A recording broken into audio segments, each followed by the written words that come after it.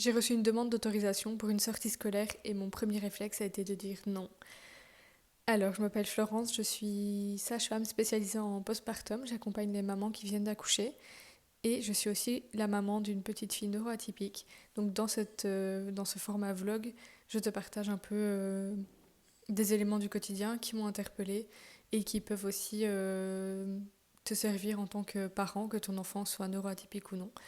Alors, pour la sortie scolaire, c'était une sortie scolaire à la piscine. Avec la fin d'année scolaire, il y a des sorties, des excursions, et c'est super. Sur le papier, je trouve ça génial, mais j'avais jamais été confrontée à cette demande. Et là, je l'ai été. Et mon premier réflexe, ça a été de me dire, mais non, elle est trop petite, c'est pas sécuritaire, ils vont y aller avec quel véhicule? Enfin, voilà, toutes les inquiétudes d'une maman, et en plus avec le côté où elle sera pas dans son environnement, les routines vont pas être respectées. Est-ce que les personnes qui vont l'accompagner seront les mêmes que celles qui sont présentes à l'école? Est-ce qu'il y aura des parents qui vont accompagner? Est-ce que ce sera des parents qu'elle connaît avec lesquels ça peut bien se passer ou pas? Est-ce que s'il y a un problème, une crise, voilà, elle est en surcharge, est-ce qu'ils seront aptes à s'en occuper et à gérer? Donc voilà, toutes mes inquiétudes, les premières pensées que j'ai eues. Et puis après, je me suis dit, elle adore l'eau. Elle va super bien s'amuser. C'est l'occasion de créer encore plus de liens avec ses copines. C'est aussi l'occasion de créer des liens différents avec les professeurs qui la voient dans un autre environnement. Et là, je me suis dit, bon, on va essayer de calmer le jeu. On va essayer de calmer le côté contrôle et sécurité. Et essayer de voir ce que cette sortie peut lui apporter. Donc j'ai évidemment parlé avec les professeurs de mes inquiétudes. Je leur ai demandé ce qu'ils en pensaient. Et en plus, la sortie scolaire n'était pas très loin de chez nous. Donc on s'est dit, ok, on accepte, on lui demande d'abord si elle a envie d'y aller. Elle était emballée, elle avait envie d'y aller. Piscine avec ses copines, c'était oui. Tout de suite, il n'y avait pas d'hésitation de son côté. Et, euh, et donc après, je me suis dit, ben, on va voir, on va accepter. Et s'il y a un souci, ils trouveront leur solution. C'est aussi l'occasion de les laisser la voir dans un autre environnement et de créer des liens différents. Et si vraiment ça va pas, on viendra les rechercher. Il y avait le dernier point au niveau sécurité routière, comment allait se passer le voyage. Et pour cette excursion-là, c'est nous qui la menions, donc il n'y avait pas de souci. Et elle y est allée. Ça s'est super bien passé. Elle s'est amusée, elle a passé du bon temps, elle a créé des liens avec des professeurs auxquels elle ne parlait pas précédemment. Et c'était que du positif. Et finalement, des fois, en tant que parent, on peut voir la situation sous l'œil adulte, gestion, sécurité, responsabilité. Et parfois, on oublie un petit peu ce que ça peut apporter à l'enfant en termes d'expérience, d'ouverture, de positif, de création de liens. Et je me dis que ça aurait été dommage de la priver de cette expérience. Maintenant, elle a 4 ans et demi, donc elle sait s'exprimer, elle est autonome pour aller à la toilette, elle, euh, elle sait dire si ça va pas aussi, et j'ai confiance dans le corps professoral qui l'a accompagnée. Donc je me suis dit, bon, ok, à un moment, il faut aussi accepter que son enfant grandisse, il faut accepter de donner de l'opportunité de vivre des expériences seules, loin de la maison, loin de nous. Et cette expérience a été super positive, ça s'est très bien passé, elle est revenue heureuse. Et donc tout ça pour te dire que en tant que parent, parfois on a une certaine vision des choses. Et puis des fois il faut se mettre au niveau de son enfant et se dire qu'est-ce que ça va lui apporter, quels sont les pour et les contre.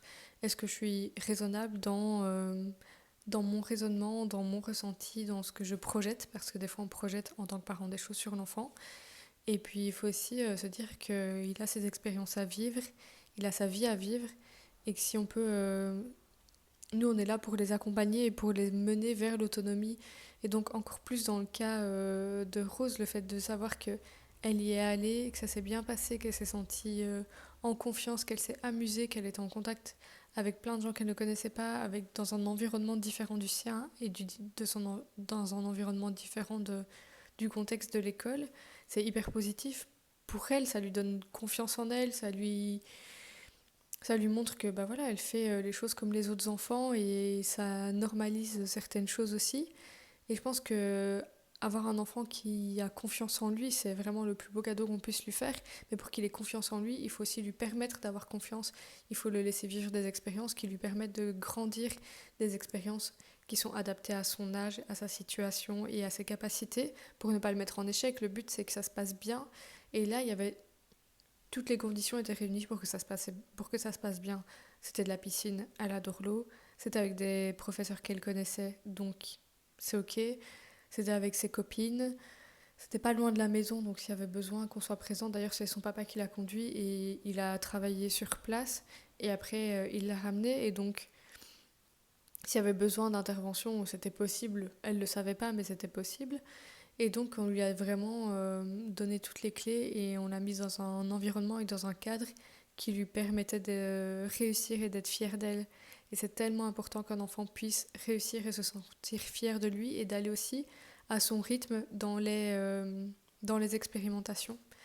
Donc voilà, c'est ce que j'avais envie de te partager. Des fois, nos peurs de parents sont pas justifiées et des fois, elles peuvent freiner l'enfant et c'est dommage de le freiner dans son développement, dans son autonomie et dans sa prise de confiance en lui et en les autres aussi. La deuxième situation dont j'ai envie de te parler, c'est une réflexion que mon mari m'a faite. Rose me demandait quelque chose, je lui ai dit non, et puis finalement j'ai dit oui. Et ces derniers temps, ça arrivait plusieurs fois que je dise non et que je change mon non en oui. La fatigue qui s'accumule, on a une période où elle était beaucoup en crise. Dans ces moments-là, c'est assez fatigant à gérer au quotidien. Et ça a duré presque 2 mois, cette période où elle a été fort en crise. Et avant, ça a duré aussi plusieurs mois. C'est très fluctuant. Et, et donc, quand je suis fatiguée, souvent, je dis non. Par fatigue, pas parce que je suis pas d'accord, mais par fatigue. Alors elle argumente et je me dis, mais en vrai, elle a raison. C'est pas justifier mon non. Et donc, ça arrive que je change mon non en oui. Sauf que c'est la plus mauvaise chose à faire pour son enfant. Un enfant, il a besoin d'un cadre, il a besoin de quelque chose de fixe, il a besoin de pouvoir avoir confiance en son parent à 100%, savoir que son parent, il est fiable, il est stable et il est là. Et en changeant mon nom en oui, je suis pas stable, je suis pas fiable.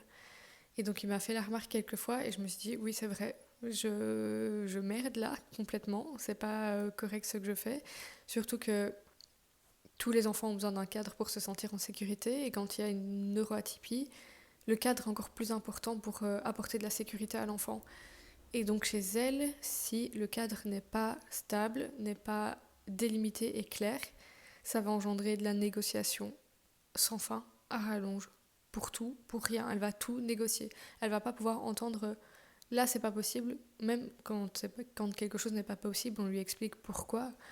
Par exemple, tout à l'heure, elle voulait aller à l'école avec 4 doudous. C'est pas possible de prendre 4 doudous, on a limite. La limite, c'est un.